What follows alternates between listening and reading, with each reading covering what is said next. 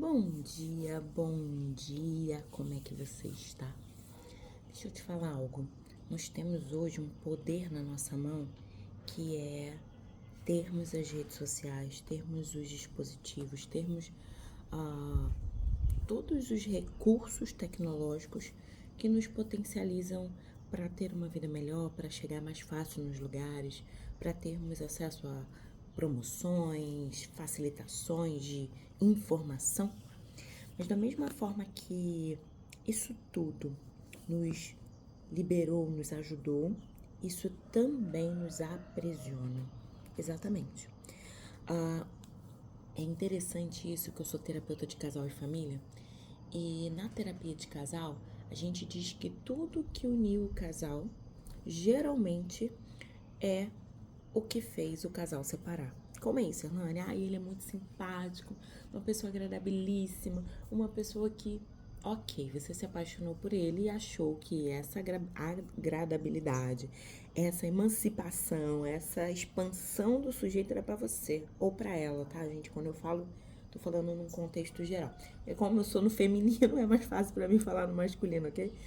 E aí você gostou da pessoa, gostou da donzela, e você olhou pra ela e falou, agora é minha, essa alegria é minha, essa vitalidade é minha. E aí, como ela não consegue, é como quando se eu pegasse um passarinho, colocasse numa gaiola, colocasse um pano preto e falasse, canta, canta, canta. Eu aprisionei ao ponto de não deixar nem a luz entrar e a pessoa para de cantar. Então, o que era o atrativo, o imã que uniu esse casal, foi o que separou. A simpatia que por hora para ele e para ela era muito importante. Quando o ciúme entrou, quando a dominação entrou de ambos os lados, a relação acabou. Então, muito do antídoto está no veneno e muito do veneno está no antídoto. A gente só precisa ter um equilíbrio sobre as coisas. E com a rede social não é diferente. Se a gente tem a rede social, as formas de tecnológicas, e a gente não vive sem, a gente não faz nada sem, se a gente não... Ontem eu estava escutando um vídeo de uma mulher que ela estava dizendo que o chat GPT é uma bênção e ela usa, mas o chat GPT está emborrecendo muito a gente. E aí eu digo a gente, mas eu não me incluo nisso. Quem me ensinou a usar o chat GPT foi uma cliente minha de 9 anos antes. Ela que me ensinou, tia, bota aí no seu celular. Tia, agora fala. Tia, mas eu sou uma tragédia pra isso, né? Mas eu, enfim, conheço mas tem gente que não faz nada sem isso. E ok. Só que cuidado, porque se faltar luz, eu já tive em treinamento, grandes treinamentos, que faltou luz e o gerador não entrou e a pessoa ficou sem saber o que fazer. Ela não sabia. Aí eu olhei pra ela e falei, foi você que preparou esse slide mesmo? Porque assim, se você que fez um negócio, você pode ter colocado as ideias no slide. Os meus slides geralmente é só tópico, né? Só disparador e foto, que eu olho e vou continuando. Por isso que eu nunca consigo dar o mesmo treinamento, porque eu não consigo. Primeiro que eu não uso o mesmo slide. Segundo que eu, sei lá, já estudei outra coisa, já vivi outra coisa. Então, assim, se a gente ficar viciado no chat GPT, como a moça do vídeo que eu tava assistindo ontem, a gente vai emburrecer. E ela tava dizendo que a pessoa não sabe mais escrever nada, a pessoa não sabe mais corrigir uma frase, a pessoa não sabe mais fazer pontuação, porque ela usa o chat GPT, mas pode ser que um dia você precise fazer isso na real. E como que você vai reagir se você não tem esse recurso? Outro dia eu tava num lugar e uma menina tava sentada e eu tava vendo ela. Ela tava fazendo a prova da escola no chat GPT. E eu olhando. Falei, como é que essa menina vai fazer o Enem? Porque pelo que eu saiba, ainda não se pode levar chat GPT para o Enem. Como é que essa criatura, se quiser fazer um concurso, vai levar o dispositivo para o concurso? Tá entendendo? Então a gente tem que começar a ler, pega um livro e lê, pega o livro e lê. Eu hoje não tenho espaço físico, então eu não compro todos os livros que me indicam. E aí eu tento ter ele aqui, eu leio. Mas se eu gosto muito, eu vou usar o livro, eu pego ele, eu releio, eu marco, eu escrevo, o livro é meu, sabe? Eu tenho intimidade com ele. Então, assim, tenha intimidade com alguma coisa que não seja virtual, ok?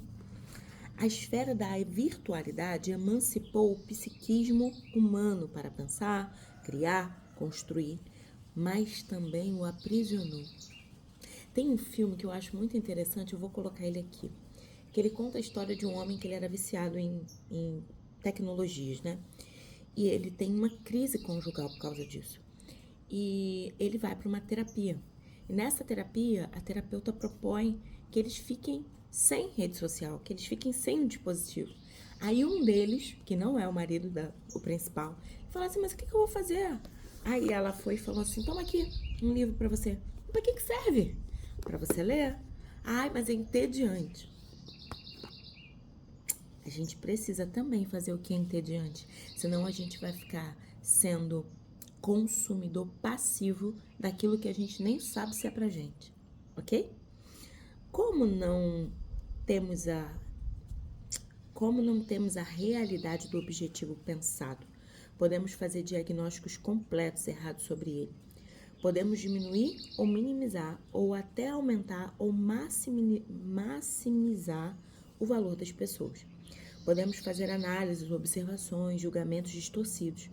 A esfera da virtualidade liberta o eu, mas, paralelamente, exige que ele pense com maturidade para prevenir atrocidade. É tão interessante isso porque eu sou psicóloga, então quando eu estudei a linguagem lá das emoções do Paul Ekman e adoro, para mim serve como um norteador das perguntas e da investigação que eu tenho que fazer. Porque, como diz Jung, quem sabe sobre o outro é ele. Ele pode estar mentindo? Pode. E eu vou sinalizar para ele na relação terapêutica. Eu vou falar, olha, para mim tá estranho isso que você tá me falando. Será que foi isso mesmo? Porque em algum momento você me contou isso, você contou isso. E se você tá mentindo para mim, não é para mim. Isso fala de você, não fala de mim. Porque eu tô aqui te ouvindo, ok? Tô te ouvindo. Tô vendo que você tá se contradizendo, né? Eu consigo ler emoções, consigo ler, mas eu sempre pergunto. E se você quiser continuar mentindo, historinha, justificativa, explicação, tríade maldita, sua vida nunca vai sair do lugar, tá? Então, hashtag fica a dica.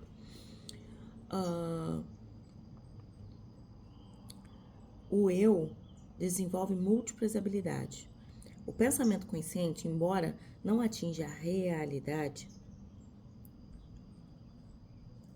realidade essencial do objetivo pensado, pode se aproximar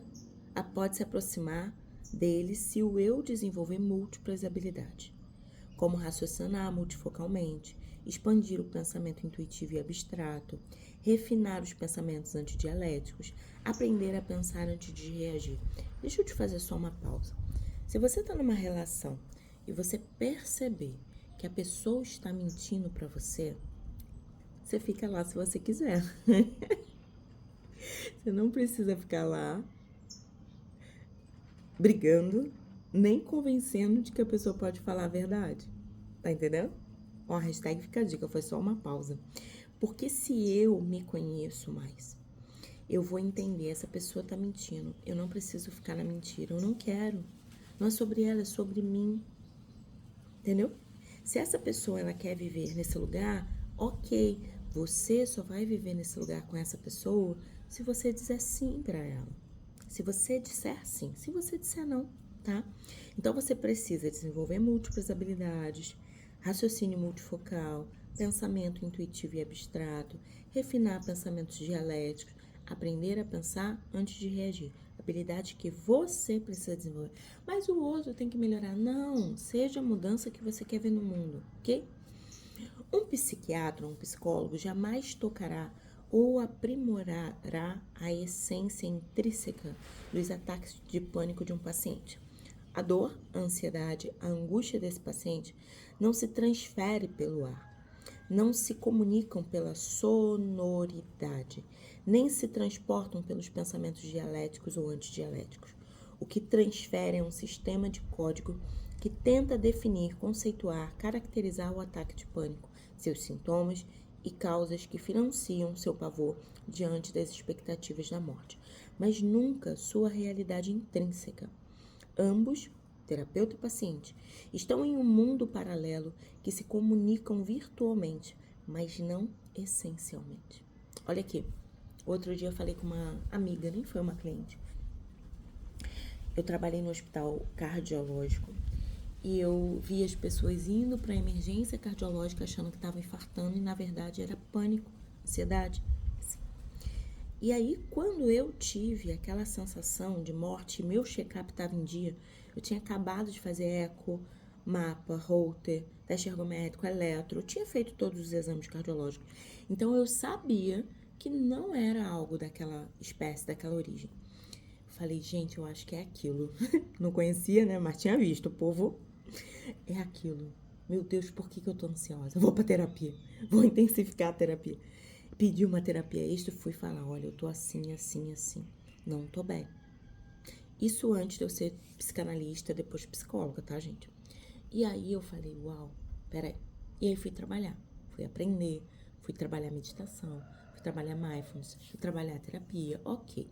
Fui falar do que é o que me dispara a ansiedade. Tudo isso eu fui falar em terapia. Quando uma pessoa tá falando pra mim do que ela tá vivendo, eu sei o que é porque eu tive, mas eu não sei o que é na perspectiva dela. E o disparador da ansiedade, eu também não sei. O que a gente sabe sobre a ansiedade é que a ansiedade é medo diluído. Então a minha pergunta sempre é, tá com medo de quê? De que você tá com medo? O que tá tirando o seu sono? Isso eu sei, ok?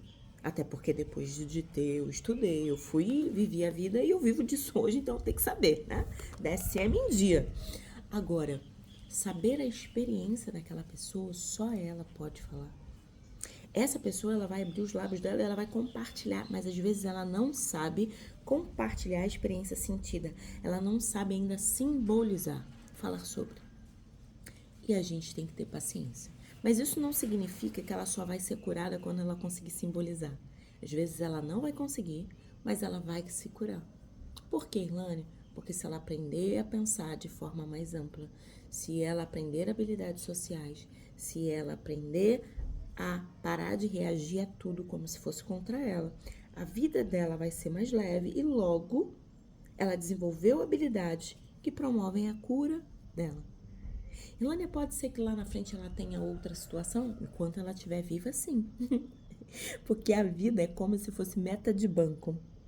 Esse mês a gente tem que bater tanto, aí bate. Aí tem a sobremeta. Quando chega dia 30 ou 31, você bateu a meta do mês, mas dia 1º, zero. Então, a cada dia há uma meta de banco para bater, ó.